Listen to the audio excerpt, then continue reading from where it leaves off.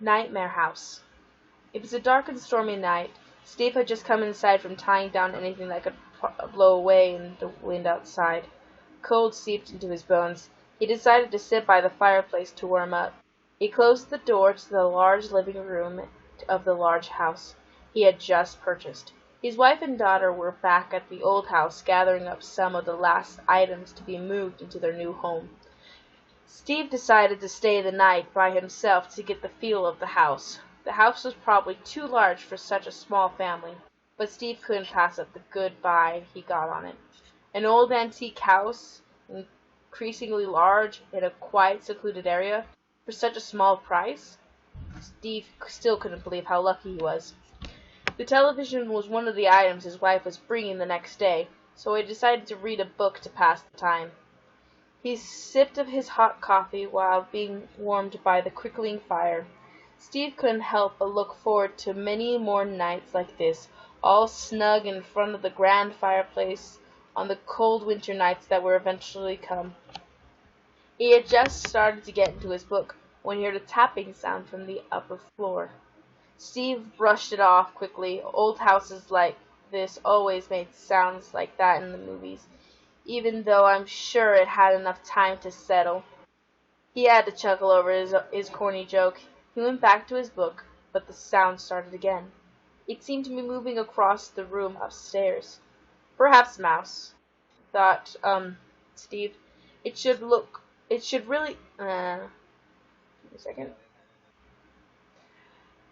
Thought Steve. I should really look into that tomorrow morning. The wife will not be pleased to find a mice in this new home. Tomorrow, though, no use chasing mice in the dark. Then Steve heard what sounded like a door opening upstairs.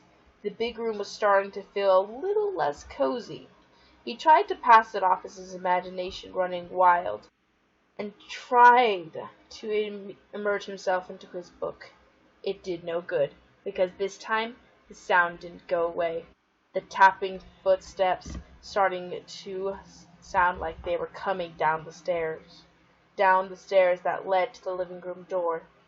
Thud, thud, thud, louder and louder as it went down. Steve had put the book down now. It was staring at the door with great intensity. What if it's a robber? He thought. Or worse. No, he wasn't going to let his imagination go wild. He stared at the great door and heard the footsteps keep thumping, coming closer, finally coming off the stairs and towards the door. Thud, thud, thud. He stared at the door, his fear increasing. Thud, thud, thud. The fireplace suddenly went out. The door handle started to turn. Steve was too frightened to get up and to stop it. Stuck in his place by fear, slowly it crept open, until it was finally completely open. To Steve, a great blinding light filled the room. From the door, a blood-curdling scream arose from Steve. Linda pulled into the driveway in her truck.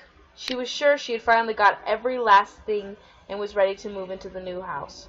Her daughter bounced out of the car and ran towards the house. Linda thought, not for the first time, that the house was much too large for the three of them, but Steve was too much in love with it for her to change his mind. She had told him not to spend the night in the house alone, but he had insisted. She smiled to herself.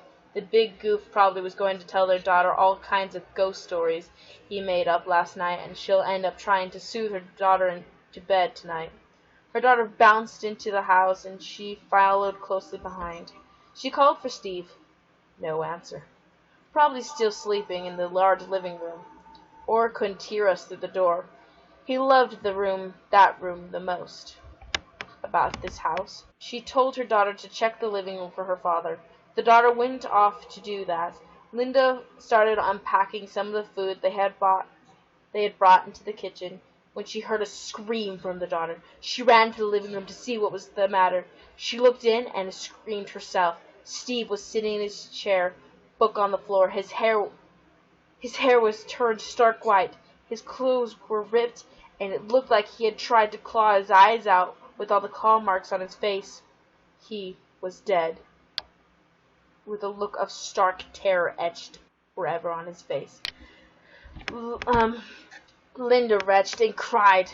What could have done this to her husband? What? Then, through her sobs and her daughter screaming, she thought she heard a thudding sound upstairs.